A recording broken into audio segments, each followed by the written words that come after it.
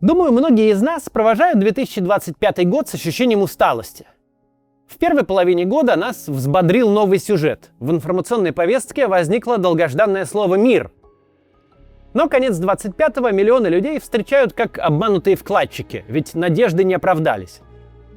В начале года мы были словно внутри американского рассказа о «Последний дюйм», где мальчик пытался посадить самолет с тяжело раненым отцом.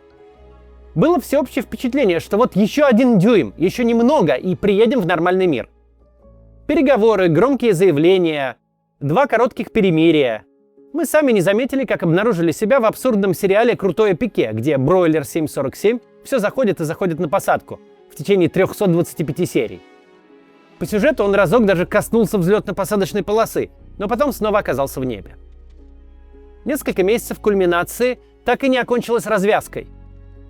И оказалось очень утомительным временем. За это время внутри страны произошло много негативных событий. Мы внимательно разбирали их по отдельности, но в сумме они вызывают впечатление, которое можно выразить одним словом – задолбало. Случались ли в 2025 году позитивные события? Конечно, случались.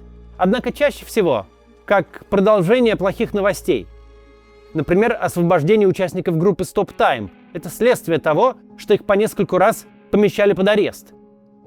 Возможно, вы видели интервью на Око у Юрия Дудя. Это одна из самых воодушевляющих историй последнего времени, которая выросла на почве жестокости и беззакония. Вдохновляющим было и недавнее выступление Александра Сакурова на Совете по правам человека. К сожалению, вдохновляют вовсе не те вещи, о которых говорил режиссер, а его смелость. Он высказал то, о чем многие думают, причем в лицо прямо главе государства. Очень поддерживают слова Екатерины Шульман. В нескольких совсем свежих интервью она привела статистику по соцопросам. Если вопрос сформулирован достаточно комфортно для респондентов, то за прекращение войны выступает подавляющее большинство россиян. Под 90%. Если же вопрос задан радикально, в такой форме, что мало кто в России захочет на него отвечать, тогда антивоенные настроения демонстрируют относительное большинство. Но все еще большинство. Из слов Екатерины Шульман никак не следует, что большая беда исчезла. Она только ширится. Просто мы теперь точно знаем, в беде этой мы не одиноки. Комментарии, которые вы писали под моими видео, иногда оказывались хорошими новостями, маленькими, но важными. Их тысячи. Процитирую один. Вам удалось повлиять на меня. Я в итоге послал начальника участка и не пошел воевать. И мне удалось переубедить твердолобого брата, которому тоже пришла повестка. Такая история от конкретного зрителя – большой мотиватор для дальнейшей работы. Но в нормальной ситуации истории этой случиться не должно было вовсе.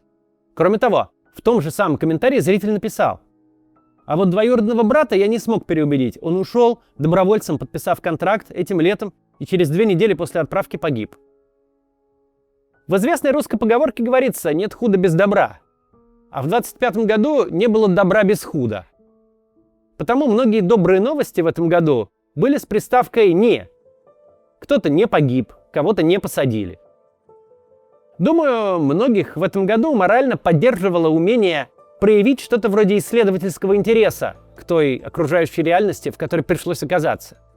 Когда с одной стороны 9 из 10 новостей портят настроение, но с другой стороны происходящее вокруг настолько ненормально, что становится даже в какой-то степени интересно, до какой степени ненормальности все может дойти. В самые тяжелые времена и в самых трудных обстоятельствах некоторые люди находят опору в отчаянном любопытстве. Для уходящего 25 года можно подобрать много ярких прилагательных и эпитетов. Но среди них всех точно не окажется слово «скучный». В России обязательно наступит гораздо более скучная эпоха, чем сейчас. Жизнь станет предсказуемой, а новостная повестка будет целиком состоять из рутины. В Воронеже восстановили трамвай, в Красноярске победили смог, в Москве депутаты опять разругались из-за поправкам к проекту федерального бюджета. Такая повседневность будет напоминать нуднейший выпуск новостей от центральноевропейского телеканала, где журналисты едва не засыпают от собственных репортажей сами. Наше настоящее обязательно станет прошлым. Это закон природы, и он не подвластен даже басманному суду. Во времена спокойные и предсказуемые у нас будет возможность оглянуться назад и посмотреть на события этих лет как на оконченный опыт. И в памяти 25-й год останется как фотография ночного неба. Вроде бы все черным-черно, Но если присмотреться повнимательней, то тут, то там пробивается белый свет от звезд. С Новым годом! И до завтра!